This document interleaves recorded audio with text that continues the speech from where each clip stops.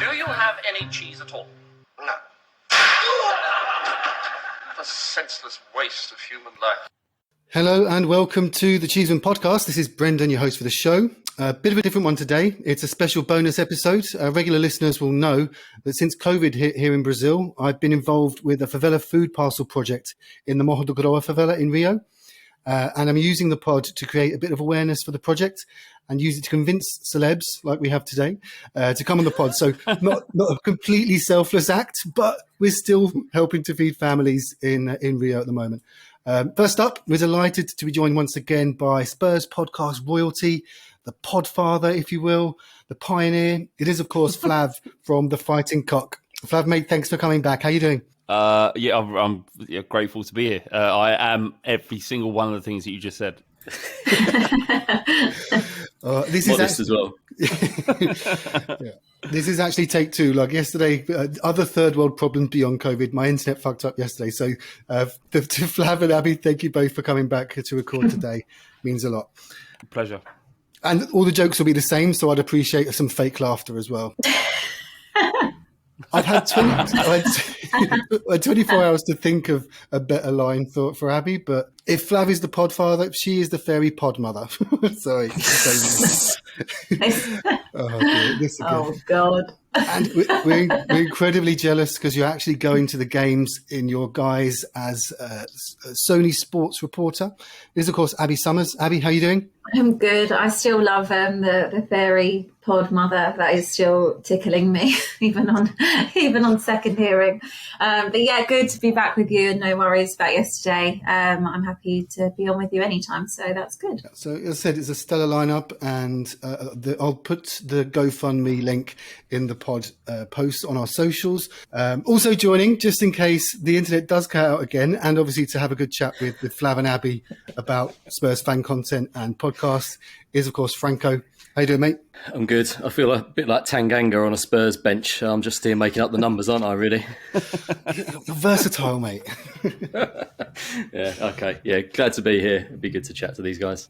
Flav, I mean, we've had you on the pod before, and we've done the "This Is Your Life" bit, but it was right at the start of the podcast, and we only had about 17 listeners then. So we've added at least 5 more since then. So for the benefit of those 5, can you just explain how the Fighting Cock came to fruition? Yeah, it was,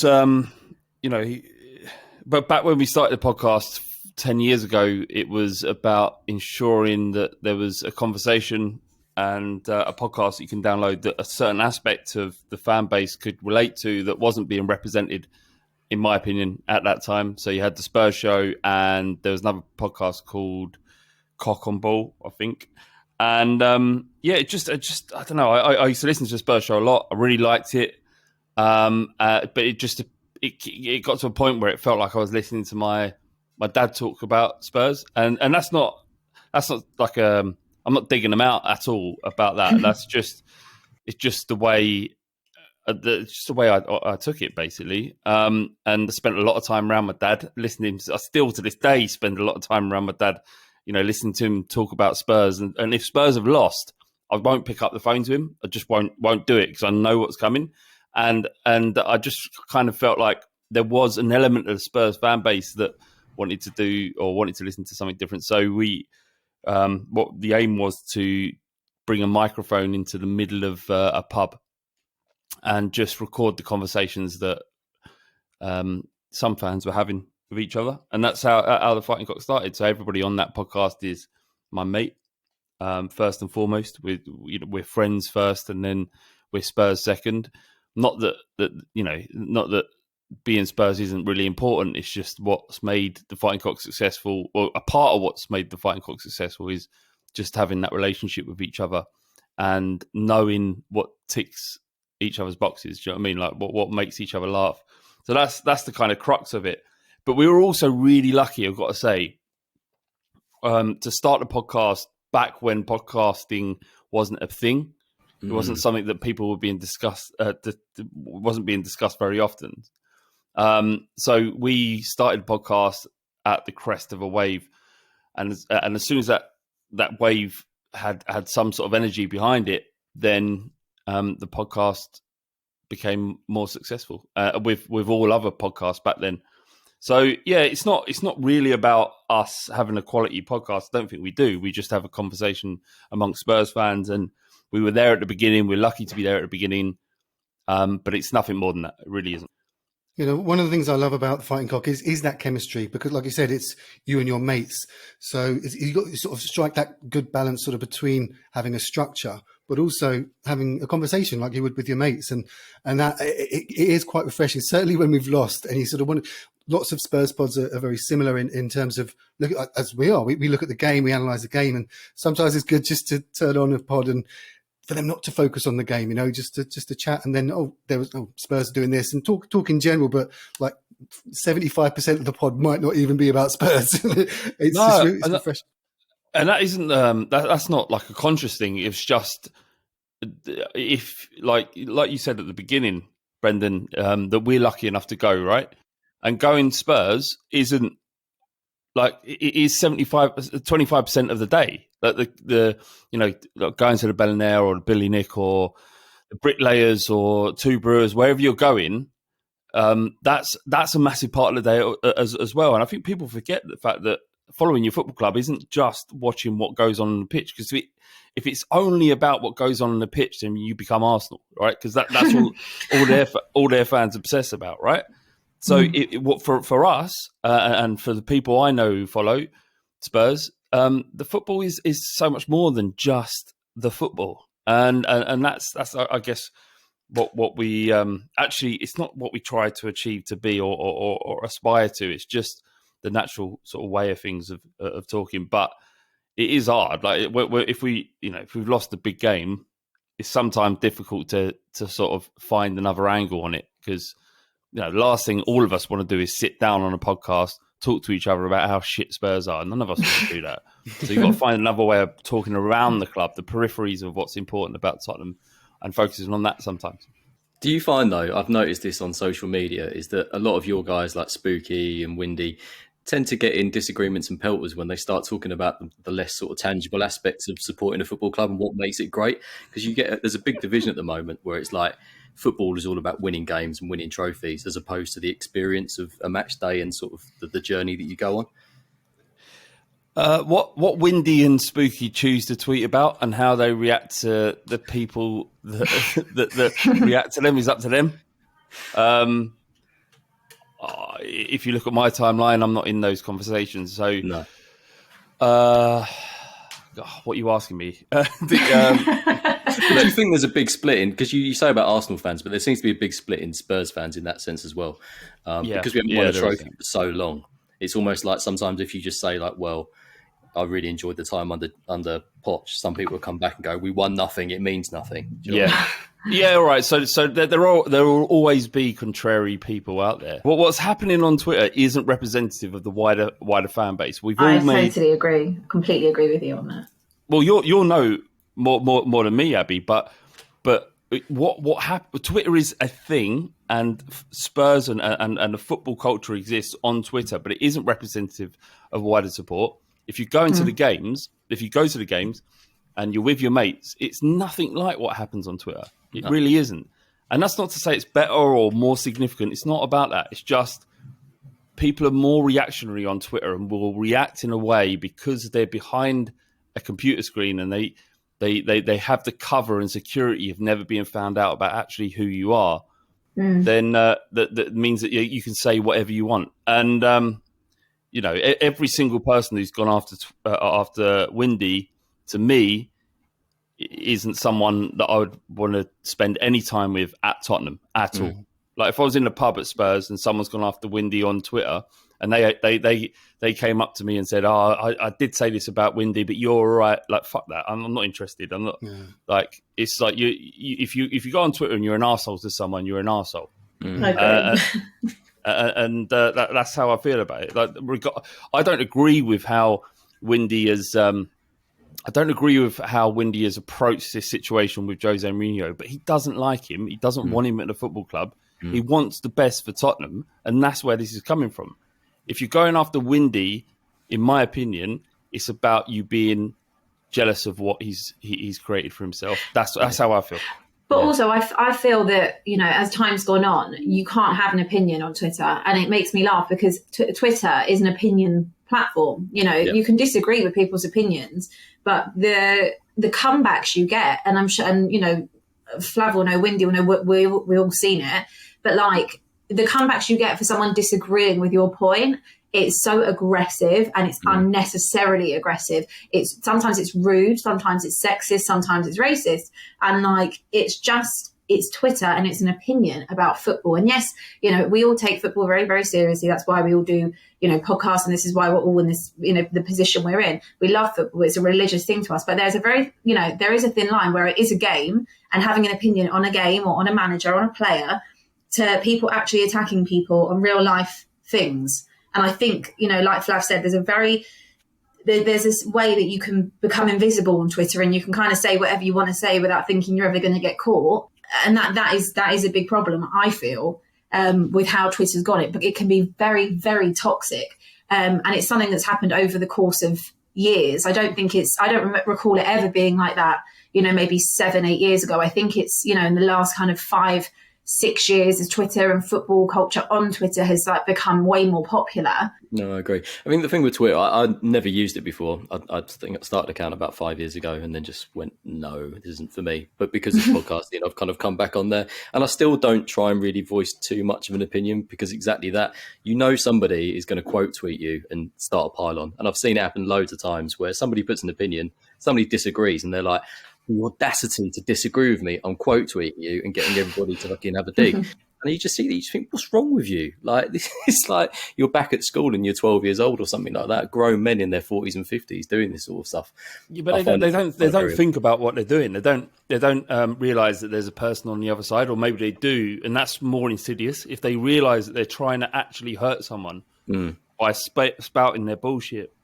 Yeah. That's a genuine issue, and there's something wrong with that person.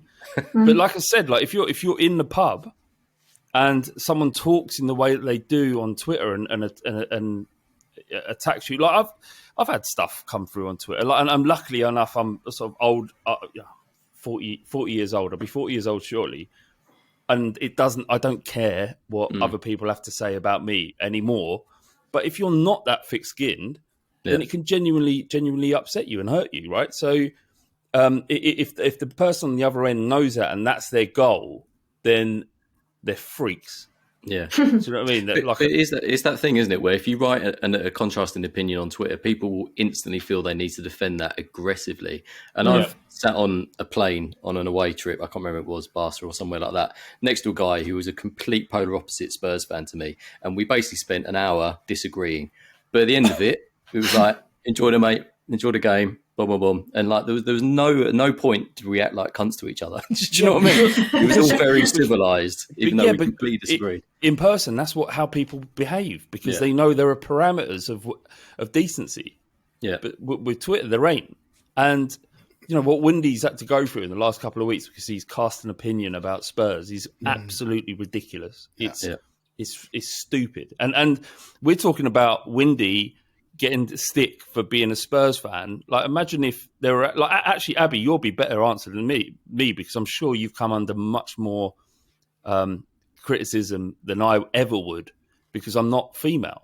Yeah, I mean, I get, you know, stuff said to me all the time, and you know, it's like you said earlier, if you're not thick-skinned, it would definitely bother you. But I am very thick-skinned. I'm very confident in, you know, myself, my work, and things that, you know, that I've been building up since I was 17 years old with no help at all. But because I'm a woman, I must be sleeping with someone to get roles, you know, at Sony Sports in the middle of India. And, you know, I must be sleeping with someone to be able to write Forgive Me Sport and whatever. It's just, but you wouldn't get that same, you know, reaction if it was a man. You never would. And, you know, I think that a prime example, one of the things that I have noticed the most, and actually it was is it Karen Kearney, the woman who was commenting on the Leeds game, you know, when Leeds called her out, you know, what she was saying wasn't unnecessarily true. Or, you know, there was no issue with what she was saying. If Gary Neville would have said it, or Jamie Carragher would have said it, would anyone have, you know, called them out on it? And it was really poor from Leeds, you know, to make a thing out of it. And because she was a woman, she got attacked, you know, far worse than any man would have got attacked over that. And that just shows you that there's still so much difference in terms of how people are viewed. And like, it's a very male dominated industry. Of course it is. But, you know, there's no issue for a woman who knows what she's talking about to be involved in it. And I think it's just disrespectful when people say like, oh, well, she must be, you know, with this person or this person to get a job. And whenever I see people say things like that about me, I just automatically block them purely for the fact that, you know, if someone thinks that way about me, I don't want them seeing anything I'm putting out that I've worked hard, you know, to achieve and put out, you know, onto my Twitter to show people that and showcase my work. So that's what I do. I don't, you know, respond to them. I don't get into it anymore. Well, that's the best way to be, because they're not going to add anything to your life, are they?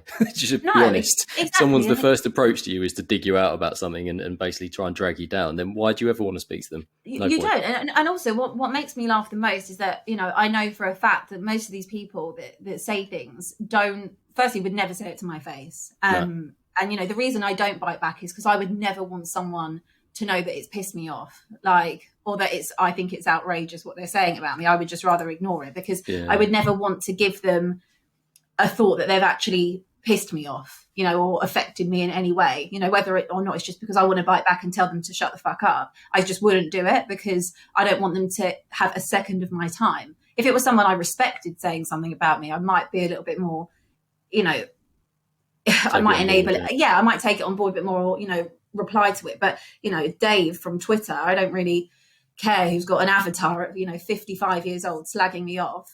I've got no interest. I've got no interest in that. So I just always think sometimes it's just better just to say nothing, because the more you give to the trolls, the more you'll get it back. And I just don't think it's even worth the energy. The most powerful position you can put yourself in is if you never acknowledge the abuse or ill comments that you're getting. Exactly.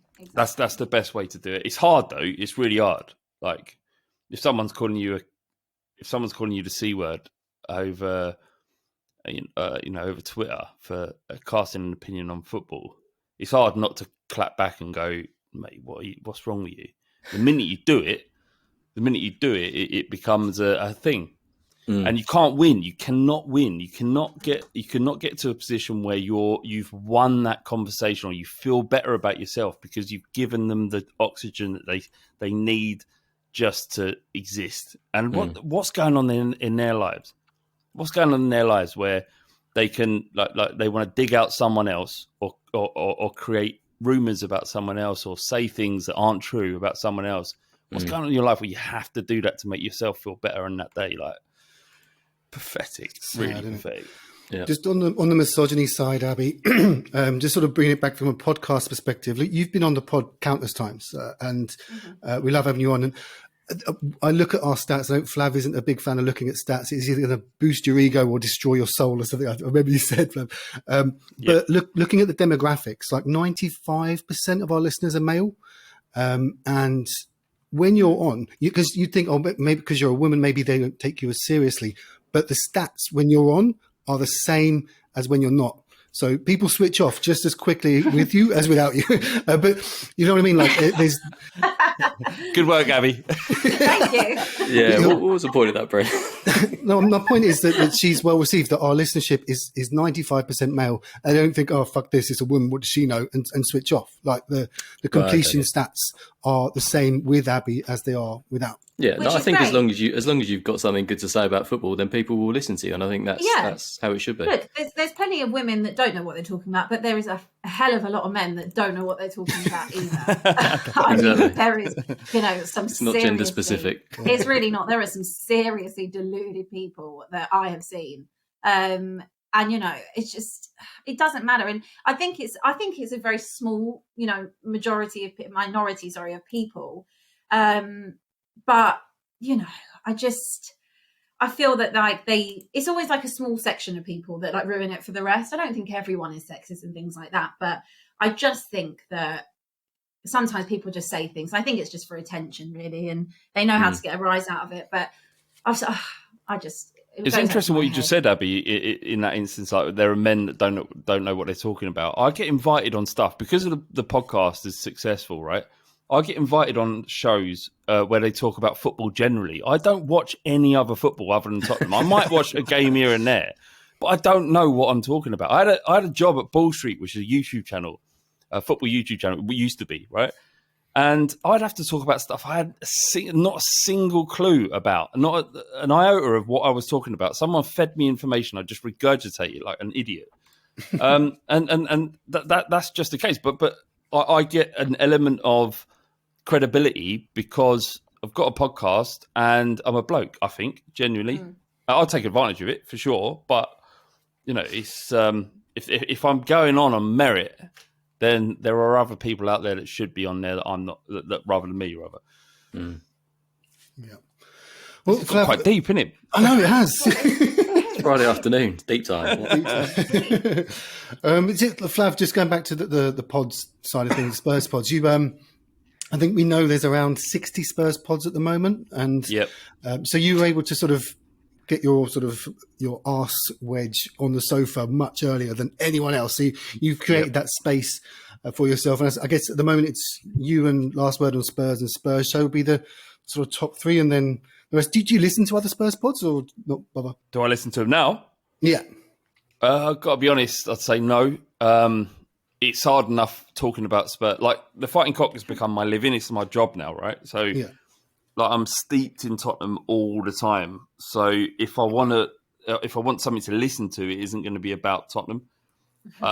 We do 2 Tottenham podcasts a week. The Fighting Cock podcast rather. We've got Patreon where there's like we produce 2 or 3 podcasts behind the paywall every week. Wow. Then watching Tottenham and reading about Tottenham, it's a lot of my time. So to listen to other podcasts isn't. It's just not. It's like when it becomes your day job, it's not something you want to do on your off time. So fair enough, I haven't listened to. I've got to be honest. I don't think I've listened to another Spurs podcast. It's been years. It really has. And that's not me. I'm not saying I don't even listen to ours. I don't listen to the Fighting Cock. To be fair, I don't listen back when I do Run of Play, which is nothing to do with Tottenham. I never listen to it back either. I should listen to it back, but I never do. It's quite self-conscious hearing yourself. Like I hear, as we're talking right now, I can hear my voice and I can hear what I sound like on the pod, or if I do anything else, and I'm sick of the sound of my own voice. Like, you don't realise just how whiny your own voice is until you listen to it back. And thank you, Abby. Listening, I promise you, I get it. I'm on board with you. It's exactly what I do. The same thing, because within 2 minutes of you hearing your own voice and whine, you're like, no, fuck that. I need to turn it off. I can't. I listen to it. I'm like, you're a fucking dickhead. You're an absolute dickhead. What are you? Why do you keep talking into the microphone? Why do you keep doing this?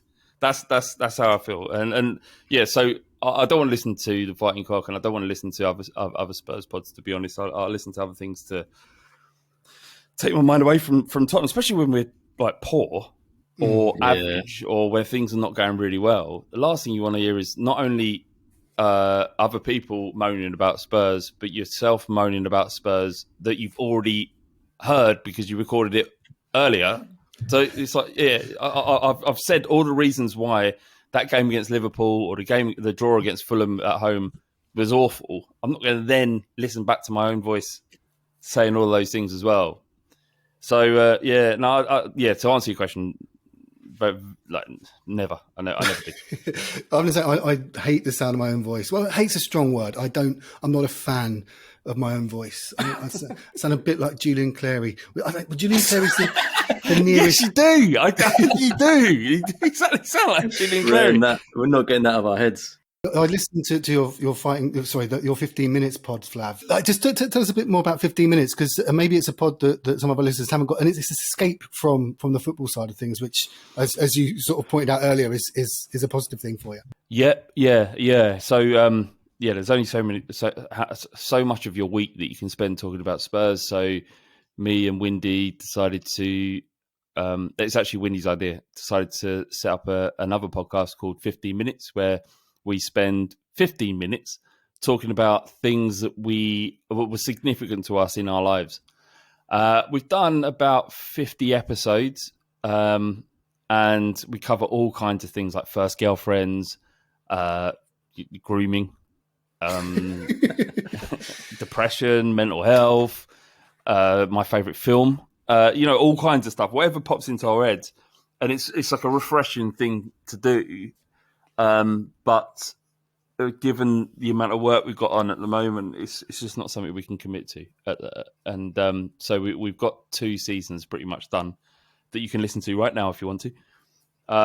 But yeah, it's good. It's refreshing. It's basically 2 mates talking about stuff that as young men we went through, and it was it's interesting. What was most interesting about that podcast was how different someone I thought I was so similar to is or are. Me and Windy are so different. It's unreal. We're not. We had very different lives, very different upbringings. But that's what makes it interesting, I guess. But we're going to be bringing it back at some stage. But unfortunately, what happens in this industry, or when you're working for yourself, is that you have to prioritize where you can support yourself. Yeah. And at the moment, 15 minutes isn't something that we can, support ourselves with. It's something that we do as a luxury and something that we enjoy. And but all the other stuff in our lives are things that are really important in terms of, generating money, and so we can put a roof above our kids' heads and that. So yeah. So, but it's going to come back. We both of us love doing it. It's just it's not a priority right now, unfortunately. Abbi, can you just tell us first of all, how you got the gig at Sony Sports? Because I'm so jealous you actually go into the games. So I just want to also sort of pick your brains as to what that experience is like at the stadium without fans. Do you feel the urge to? Did you shout like if Doherty dropped the bollock? Did you? Oh, fuck's sake, Doherty! And they can hear you. What's the experience like at the ground without fans? Well, it's interesting. I mean, I much prefer it when everyone was there. Obviously, at that time, I wasn't doing any press stuff and things like that. So it'd be interesting to see, obviously, however long I carry on with Sony, if I start to cover, games when fans are back and things like that. It'd be a totally different experience for me. But yeah, I mean, I'm that weirdo that's sitting there singing, Glory, Glory, Tottenham Hotspur. And clapping the team out on the pitch, and I've got people looking at me like she's a weirdo. Like that is not how it works in the press box. And I'm like, I don't care. So yeah, it's great. And I'm how I got into it was that started talking with one of their producers during the summer, and they've got a really big interest in Tottenham at the minute because of Mourinho, funnily enough. So India is such a massive country, and Sony Sports is like their equivalent to Sky or BT out there. And predominantly they were always interested in Liverpool, United, teams like that. But they just seem to love Jose. So, I mean, it's benefiting me, which is great. And they've suddenly had this surge in Jose and surge in Tottenham. So, they're trying to cover Tottenham as much as possible in the cup games in Europa League as well. So I started off doing bits here and there for them just when they wanted to talk about Tottenham, and then obviously it's gone from there, which is great, and hopefully long may it continue. And they're really great to work with, and even though we have a very big time difference, so whenever I'm usually doing stuff with them and on the TV with them, it's like, I mean, the one, who did we have last week? Wolfsburger. So that was okay because it was 5 o'clock kickoff, wasn't it? So in India it was already like 10, but the Everton game, which was 8:15, it was already like 1 a.m. or something in India. So it's crazy when you think about the difference of times, like what's going on, and that people are awake and watching that at that time of the morning. But it's amazing because the appeal of English teams, Premier League, Tottenham, to be having that reach in India at that time of the morning, incredible when you think about it. I mean, I think that's the thing about the club is it's grown, and its global reach has definitely grown. Yeah, massively. I mean, And when we look at our demographics, when you look at someone like Heung-min Son and the impact that one signing has had for Tottenham, when you look at like the Asia aspect, it's insane. Yeah. Yeah, one of our most popular YouTube videos is just Son scoring a goal. Like, all the rest of the content no one gives a shit about, and we've had like 30,000 views on that one. It's just like, okay, there's a massive audience there. But I find it interesting when we look at our demographics, just how spread out people are. And then when we started Patreon, I think we've got people in like Hong Kong, Scandinavians, across Europe, loads of Aussies and Yanks. So it's just, it really is like a more universal game for Spurs these days. And I think we were a bit late to the party in that respect, like United and probably Arsenal and Chelsea got their sort of global coverage a lot quicker than we did. And obviously United sell loads and loads of shirts out in the Far East and places like that. But Spurs seem to be sort of growing, don't they, in these markets? And there seems to be a lot more interest. And Jose is definitely part of that, I think. It's probably part of the reason why Levy got him in, I think, just the sort of gravitas that he brings. No, I was just going to say that I think that, despite what people obviously might think about, Jose, whether they're Jose in, Jose out, whatever, I think that you can't deny the factor he brings, because people are so intrigued by, what his next move will be or what he's going to say, his attitude and press conferences, things like that, that it just draws such a global attention from it. And like you said, it obviously Daniel Levy saw an opportunity. He's always wanted Jose anyway. So to have, the new stadium, especially while we're not even there, and the brand is still growing despite that, while fans aren't even in the stadium and people can't even go and watch, to be able to make it still grow while you don't have that type of an income, I think is, credit to the business side of things and how they manage it that way. I like the fact you said business side of things. You're still not going to credit them anything footballing wise. I will credit them in some aspects, but business wise, I can't fault them. No, fair. Yeah, well, just on that, I mean, I've been 15 years in Brazil. And when I first moved out, you'd never see a Spurs shirt. Like it wouldn't happen. But now, like, I think it was the Redknapp years, the sort of Bale Taxi for Mycon, which really did put us on the map out here. So now I do see Spurs shirts when I go to the shopping mall and when I go to the beach and stuff, and always give that, that bearded man nodding meme.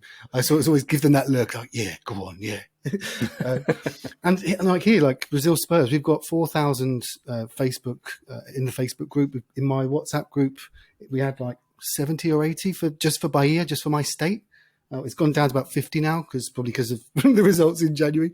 But the interest is global, and you have to give credit to our owners for that side of things. And I know that we do get pissed off with the transfer policy. And Abbi, I know that you are one of the more articulate people when it comes to the sort of discussing the ENIC out and everything like that. We may not go down that road today. I don't know if it's necessary, because my idea was to have Gary Stevens on to talk about how shit it was under Alan Sugar, but we don't have him.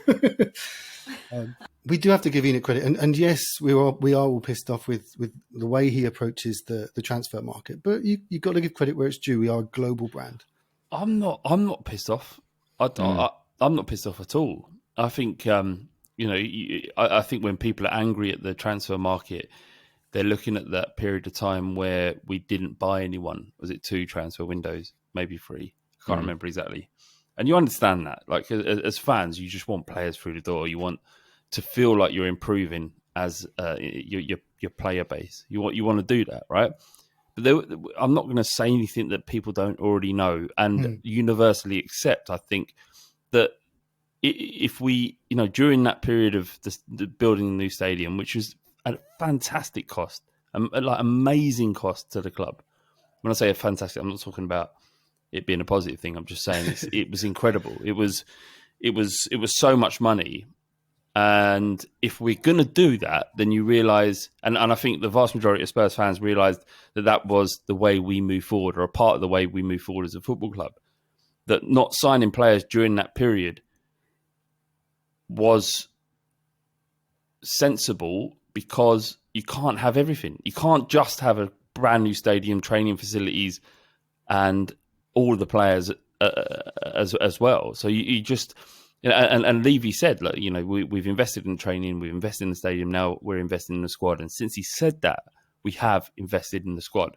You look at the players that have come in through the door over the last 2 transfer windows, or 3, Lo Celso and Ndombele, Bale, Højbjerg, Reguilon, Matt Doherty, who's that's not a positive, but he was a player who came through. He cost money. Yeah. He cost money. Yeah. Rodon, that is what normal football clubs do in transfer windows.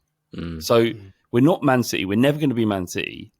But the way we behaved in the last 2 or 3 transfer windows is on par with actually probably exceeds everything that most other football clubs in the Premier League have done. I don't disagree with you at all on that. What my argument would be, and I think what gets people's back up is that, Poch, and this is not saying about having Poch back or anything, but I think what annoys people is that, Poch spent 2 years away from home, 2-3 windows without transfer really. He's openly said, I need you to back me. And then, okay, yes, he bought in Ndobele, he had Lo Celso. But other than that, we needed more at that time, I feel, to kind of make up for the time that we'd lost where we didn't invest in the squad. And, I don't feel that he was sufficiently backed. And I think that it was out of order that he was only given, 4 months before he'd headed out the door. But in the summer, he did put money in the squad. And it was good to see. And you thought, okay, good, this is a turning point. But a lot of the time, and watching the documentary, the thing is with Spurs, and you're never going to be a Manchester City, like you said. However, the expectation has obviously grown over time. And Joe Lewis has the same amount of funds. And Harry Redknapp said this during the summer when I did an interview with him, for a charity thing for Graham Roberts. He said that Joe Lewis has more than enough money to compete with the likes of Roman Abramovich. He simply does not want to. And the whole time that he was the whole time, under Pochettino, Joe Lewis doesn't put money into that club. All the money that's put back is generated by the revenue, by us fans, by things, by Pochettino getting us into the Champions League final, things like that. So when you think and you sit there and you think, okay, well, I've got an owner here that could match, Roman Abramovich, could match the desire of where we want this club to be, not just off the pitch financially, but on it. Why do they not back the club when they have the means to do it? And fundamentally, Daniel Levy is just doing his job. I don't have a particular grievance with Daniel Levy. He's just essentially a mouthpiece. But it's like, if you have a board that, want to make this really investable club, and they have done off the pitch, why do they not match the ambition on the pitch? But Abby, let me just interject and say, when Chelsea were taken over by Abramovich and they effectively then bought success, the main narrative within football and with fans was that football's being ruined by the amount of money in football and people buying success. And it feels like now Man City have done it, and the speed that they've managed to come in and get success. And then you look at Spurs, who are trying to do it within our own means, organically, for want of a better word. People are just frustrated with the amount of time it's taken, to the extent now that we almost accept that being like Man City or Chelsea is the thing to aspire to. You see people on social media now saying, I just want to be taken over by like a rich Saudi oil bloke. And it's almost like the thing that I think has been most detrimental to football, which is the amount of money that's been pumped into it, absolutely, is now the thing that's accepted as the norm. And it's like, well, if we don't compete and do exactly the same as them, then we're never going to win anything. Rather than saying, right, let's reform football and stop people doing this and treating it as like a little plaything, or pumping loads of a nation's money into a football club. It's like, that's what we need to do. But unfortunately, that's just not going to happen, because if you think about how much money, like even if you think of like how much the TV deals are and stuff, the money that comes out of football, the money that comes out of the Premier League, like it is just not going to happen. It'd be lovely if there was a wage cap. It would be amazing for Tottenham, in terms of everyone having, that for me is financial fair play, not what we've got at the moment. If everyone had a wage cap, if everyone there was a cap on transfer fees and things like that, that is what would be fair. But unfortunately, we're living in a world now where you buy the title, and you have to have a consortium backing you or something, or at least having an owner, that wants to put money in the club. And I'm not saying we need to be a Manchester City, but what I'm saying is if we have an owner who can invest, and he's worth billions of pounds, he can invest in that squad, and he doesn't to the ability he could do, and that's what's annoying. It is annoying, really annoying, and I would love him to just come and just spunk £200 million on a transfer window. I'd love it. I'd absolutely love it. But there is assumption that Joe Lewis is a Spurs fan. He runs like many companies across the globe. He's interested in investment and return. So that's his goal. I think there's an assumption that Joe Lewis should be like Abramovich or the consortium that own Manchester City. He isn't that. He's never going to be that. He never was that. No. But you don't have to support the club. Look at Leicester. I doubt that the people that owned Leicester actually supported Leicester when they bought the club. But you can have good owners that invest in your club on the pitch. It's not just about balancing your books. He doesn't have to support the club. But if you want to do well and succeed, why would you not put the money into your team? Because the reward you'll get back. I don't think he's interested. I don't think Tottenham interests him in the slightest. It's just. But then don't you want an owner that takes an interest in your team on the pitch? Definitely, 100% want one. Definitely want one. Everybody does. But the football and football clubs are investment prospects, and we in the ideal world you'd have a model like they do in Germany for the most part, where 51% is owned by the fans, and they have a role in deciding who runs their football club. They vote and they decide on who's going to be the president of their football club. But that's not the way we have it here. Because of Tottenham, if you go back to the 80s, the reason why football clubs became limited companies was because of what Irvin Scholler did. And to his credit, and a lot of people give him stick, and Gary Stevens would have given him stick if he was on this pod. But his model was replicated across Europe by all the biggest clubs, almost.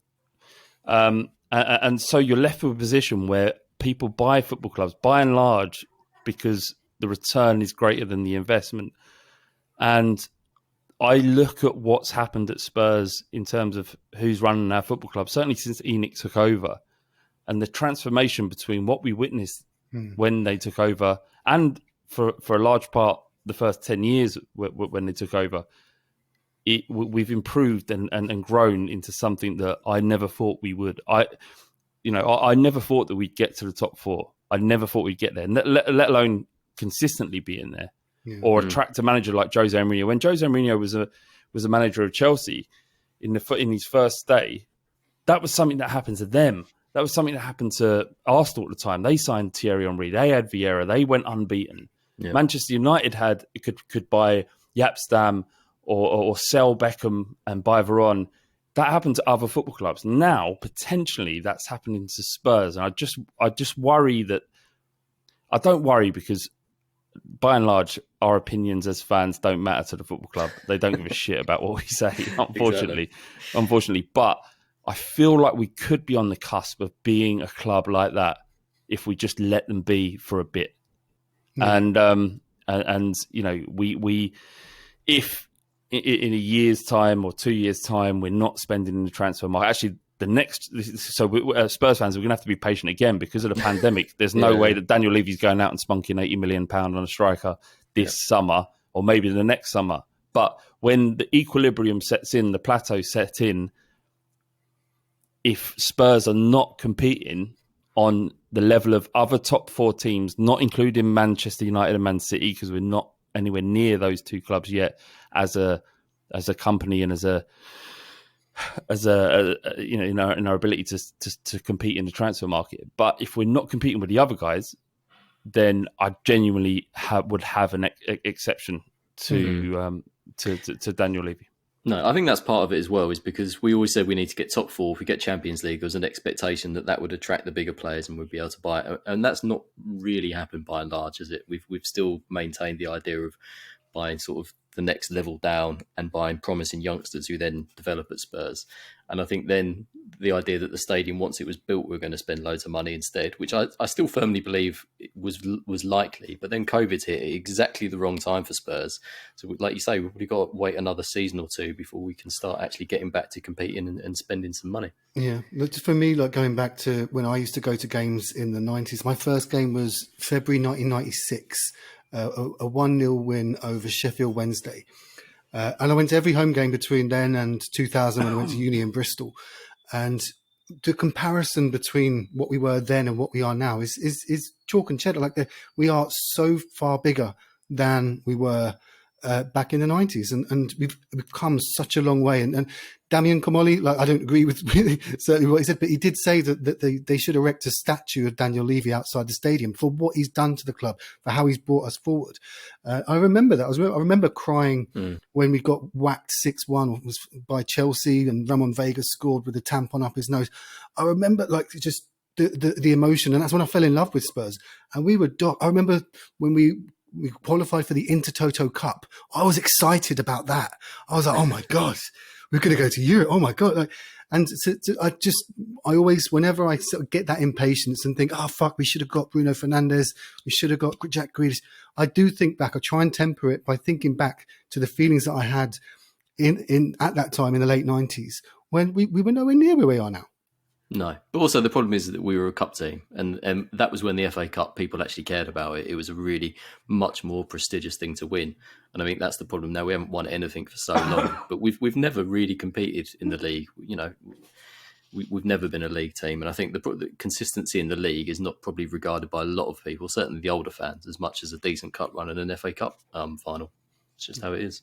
But whatever we talk about, whatever our opinions are, they mean nothing, right? Because I know that's stupid of me to say because I've got a podcast where I cast my opinion, but it really means nothing. You're just saying stuff to hopefully tap into what other Spurs fans feel. But you're in this, as fans, we're in this never-ending cycle of perpetuating ideas or opinions about your football club. But all we're doing, all of us, regardless of whether you're Jose in or Jose out, or you want ENIC in or ENIC out, ultimately we all just want Spurs to win.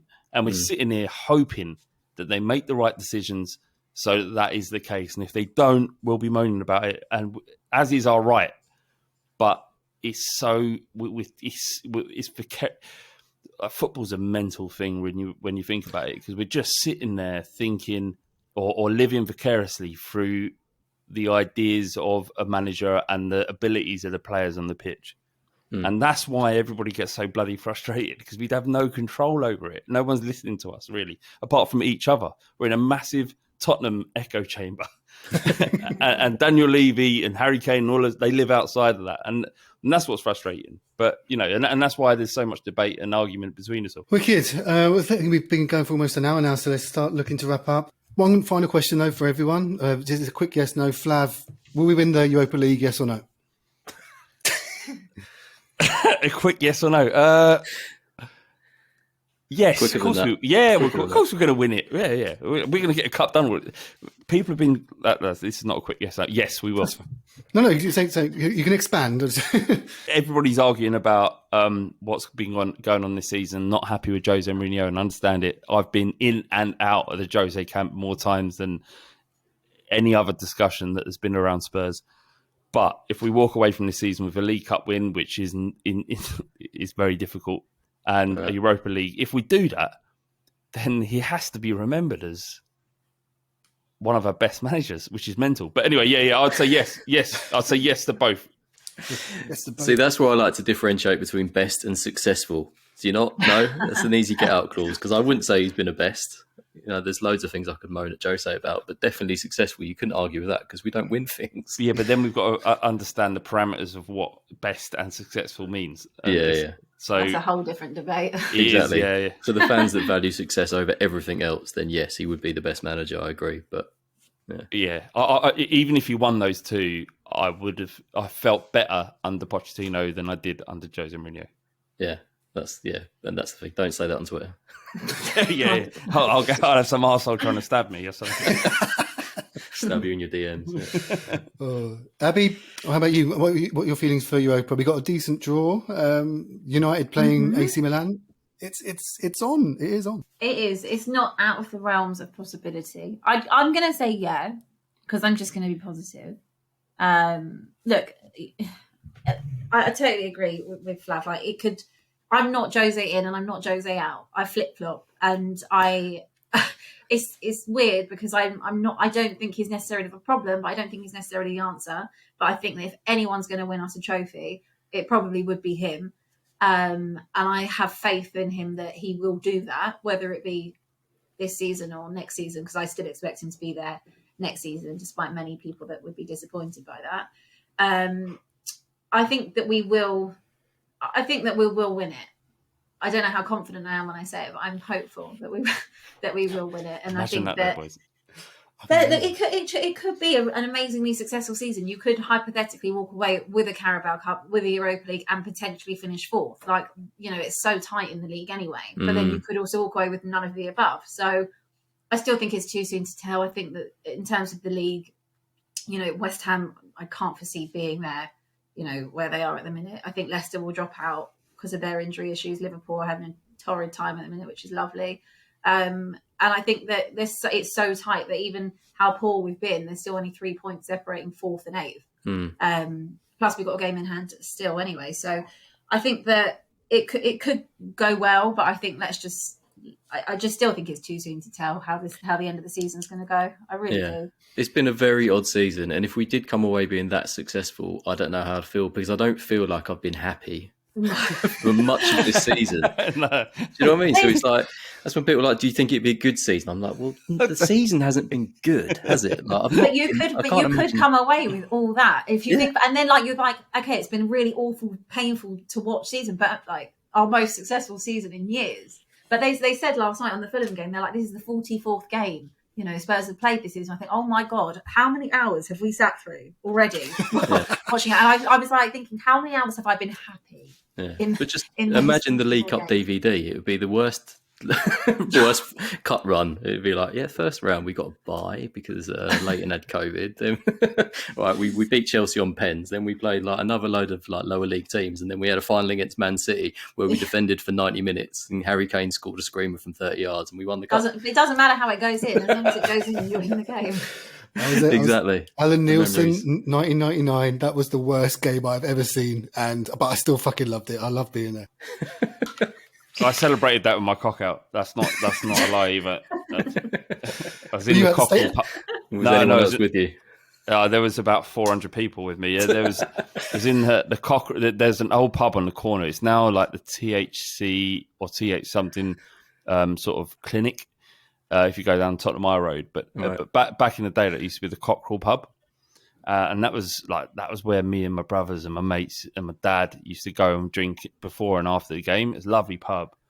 And we couldn't get tickets to the final because it's always been difficult to get tickets for the final if you're not a season ticket holder, top tier season ticket holder. Yeah. And I went for a piss because we were 10-0 down. We're down to 10 men. Justin Edinburgh had been sent off. Yeah. And was in the toilet, just needed a wee. Nature calls, doesn't it? So I was in having a piss, and then like I heard an explosion from inside the pub. Like that, Alan Nielsen had scored that diving header. Everson had run down and crossed it in, down to 10 men. No one expected anything, right? And when at the time, what would have been 90? Was that 99? 99, yeah. So I would have been 18 years old, and an explosion of joy is as an 18-year-old, that's all you live for. Whether it's in a bedroom or in a club or you're off your nut on pills, whatever it is, it's the explosion of joy is what you're grasping for. And I'm having a wee, and there are 400 men in the other room getting that explosion of joy. And in that moment, you don't think, I have my willy out, so I better not run into a group of other human beings going mental. You don't think about that. You just run. You just go. Let's get involved. And that's the first time and only time I've exposed myself publicly. But it was worth it. It was a fantastic thing. And that was a League Cup. So imagine if we get the Europa League this year, I'll be fully naked. That makes more sense. I thought you were going to say that was your goal celebration back in the day. It's like, yes, we scored. Vlad's got his cock out. Yeah, I mean, not without, outside the realms of reality.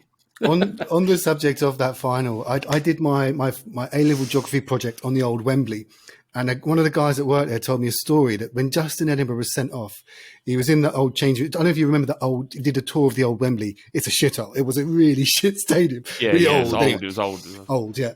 And so he's sitting there in the changing rooms, but there's no TVs or nothing, so he can't hear. He can't see what's going on. He hears the cheers from the goal. And he's like, oh, fuck, Leicester scored. Because we're down to 10 minutes, probably Leicester.